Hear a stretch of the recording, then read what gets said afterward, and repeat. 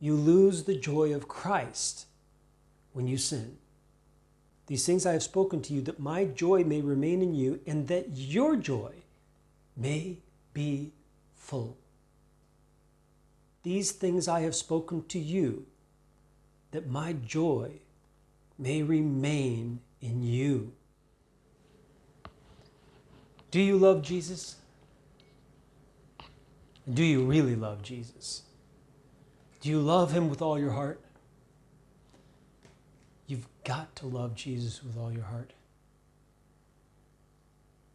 You call yourself a Christian. You've got to love Jesus with all your heart. Whatever else you think being a Christian is definitely loving Jesus with all your heart. I want to read to you from the Gospel according to John, chapter 15. Jesus himself talks about your love for him and his love in you. Okay, here we go. So if we want to know about love and what it means to love Jesus, we have to listen to what Jesus said about it. We can't just come up with any kind of romantic notion we have from watching romantic sitcoms, or what do they call rom-coms? I don't know. I don't watch movies. Okay? But we can't just come up with whatever romantic ideas we have from these Hollywood sick movies. You say, they're not sick, they're funny, and they're cute, and they're romantic, and they're sick. They're awakening lust in you, and then putting wrong ideas in your head about what the relationship between men and women are, and what the purpose of it is for. The purpose of the relationship between men and women is not comedy, and it's not romance. It's family. That's the purpose. And those things obscure that. Let's look at this. We listen to Jesus. Jesus is our teacher, right? And the Holy Spirit is given to us to remind us of everything that Jesus taught. That's what it says here. So we listen to Jesus about these things. We're going to read from the Gospel according to John, chapter 15, New King James Version. I am the true vine, and my Father is the vine dresser. He's the farmer. He's the gardener. Every branch in me that does not bear fruit, he takes away. And every branch that bears fruit, he prunes so it may bear more fruit. So either you're going to be taken away or you're going to be pruned in order to bear more fruit. And the Father is going to do that, not Jesus. Jesus is the vine. So it says, every branch in me that does not bear fruit, he takes away. Either you bear fruit or you don't. And if you don't bear fruit, he takes it away. And it tells what happens to them. These are branches that are in Christ. When you say you cannot lose your salvation, everywhere you turn, it calls you a liar. So I don't want to be too harsh with you, because that's not the point of the message, but that is something that when I see it, I need to point it out to you. If you think that once you're saved, you cannot lose your salvation, you're in grave error. And you're missing all of the warning signs that are being told us in the scriptures about not losing our salvation. Here's one of them. Every branch in me that does not bear fruit. So that's talking about Christians, because they are in Christ. Every branch in me that does not bear fruit, he takes away. They really are a branch and they really are in Christ, but they're not bearing fruit. And the Father will take you away. Every branch that bears fruit, he prunes that it may bear more fruit. You are already clean because of the word which I have spoken to you. Abide in me. So he first cleans you, but he requires you to abide in him, and he in you. Abide in me, and I in you. It's a command. As the branch cannot bear fruit of itself unless it abides in the vine, neither can you unless you abide in me. So, as a branch cannot bear fruit of itself unless it abides in the vine. So it can bear fruit of itself if it abides in the vine. You got to keep the whole thing together. You can't take it and separate it off and take half of the sentence. When you do, you end up with heresy. That's where it takes you, is into heresy. Because you read that and say, oh yeah, see, we can't do it ourselves. That's not what it says. It says you can't do it yourself if you don't remain in the vine. If you remain in the vine, you must do it yourself, because the command is to you to do it. And it says so. As the branch cannot bear fruit of itself unless it abides in the vine, neither can you unless you abide in me, which means you can bear fruit, but only if you abide in Christ. I am the vine, you are the branches. He who abides in me and I in him bears much fruit. For without me, you can do nothing. So those vines were in Christ, because it says, every branch in me that does not bear fruit. All right, so it was in Christ. So what was the missing part? Because he says two things are required in order to be able to bear fruit. That you abide in him. Well, they were in him, because it says every branch in me. But it says, and I in you. So, those branches were not keeping Jesus abiding in them. So they could not or did not bear fruit. They could, but they did not. Because they could if they then start allowing Jesus to abide in them. But they weren't letting that. They were the apostate Christians who are following the apostate church and the false gospels.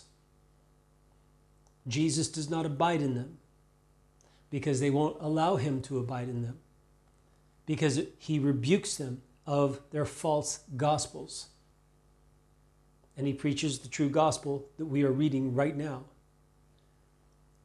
I am the vine, you are the branches. He who abides in me and I in him bears much fruit.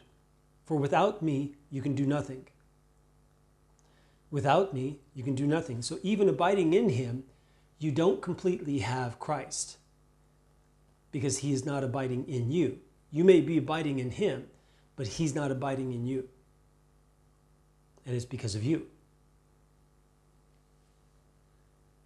If anyone does not abide in me, he is cast out as a branch and is withered, and they gather them and throw them into the fire, and they are burned.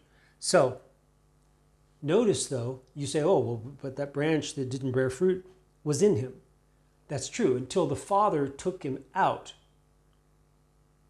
It says, every branch in me that does not bear fruit, he takes away. The Father takes away.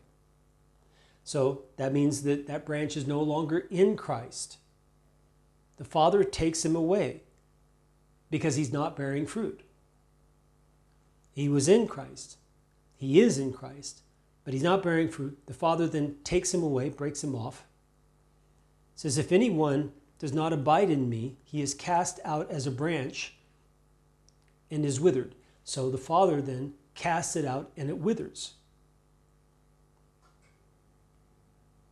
And they gather them, the angels, we see that in another place, and they gather them and throw them into the fire, and they are burned. I have told you this, Jesus has told you this, Paul has told you this, John has told you this. If you do not remain in Christ and he remain in you, you cannot bear fruit. If you do not bear fruit, you will be broken off by the Father himself. He will throw you out, you will wither because you're not connected to the vine. And then the angels will come through, gather you and throw you into the flames of hell.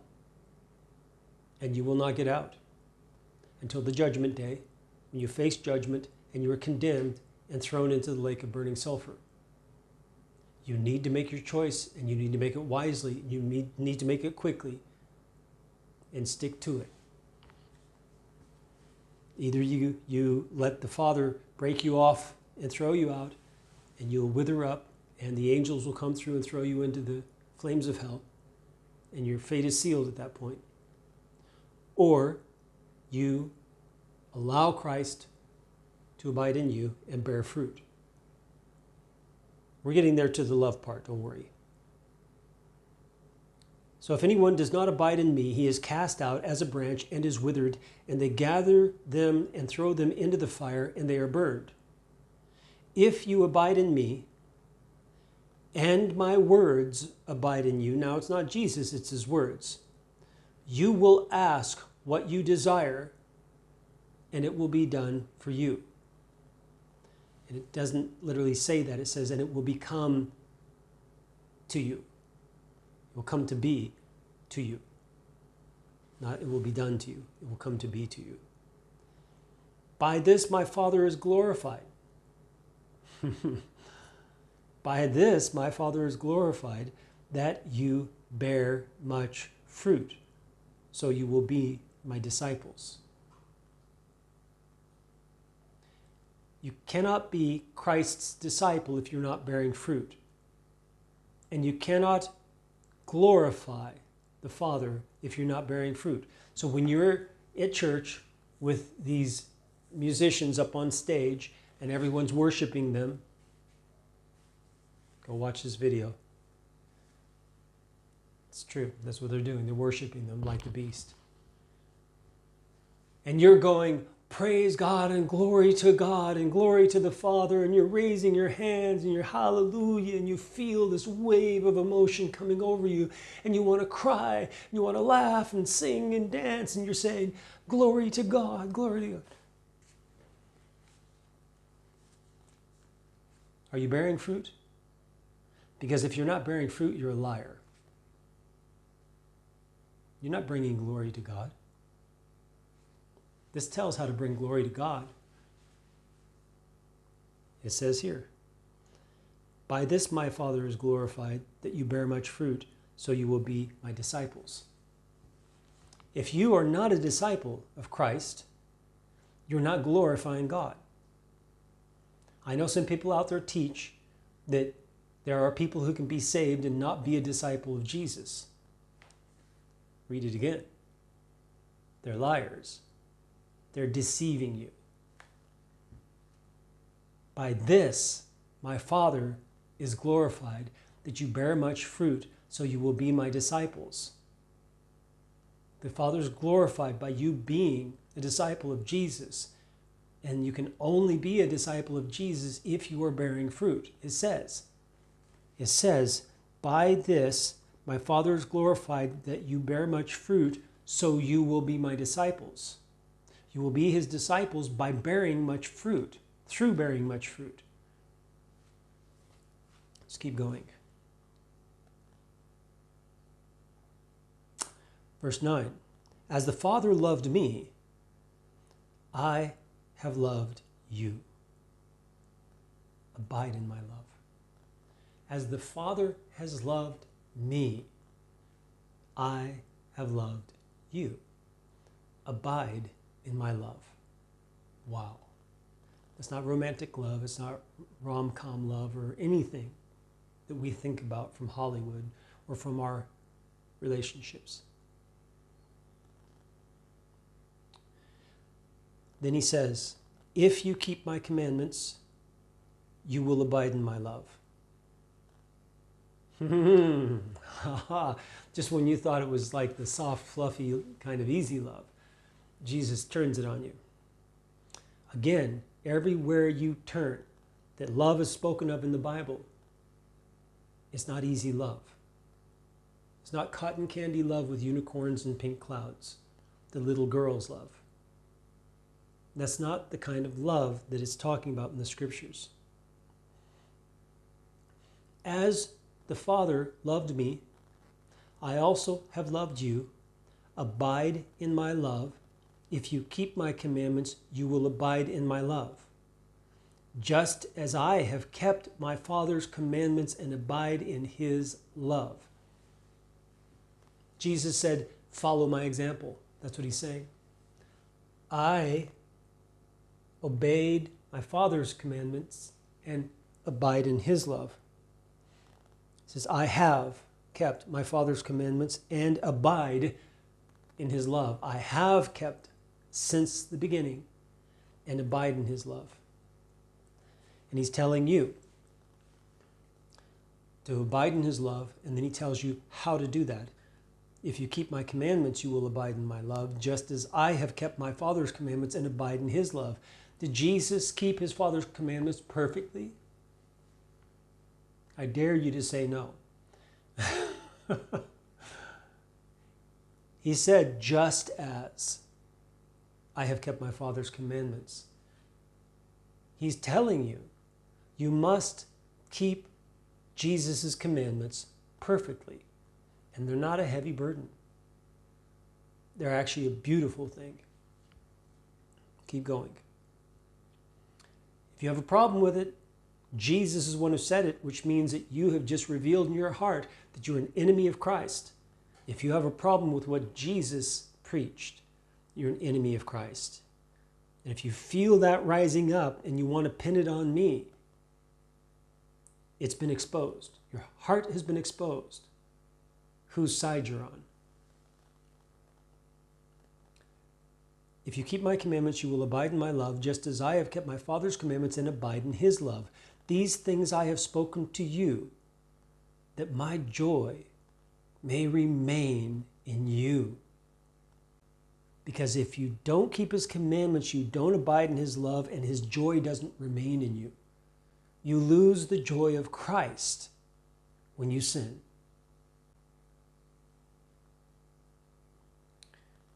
These things I have spoken to you, that my joy may remain in you, and that your joy may be full. Wow.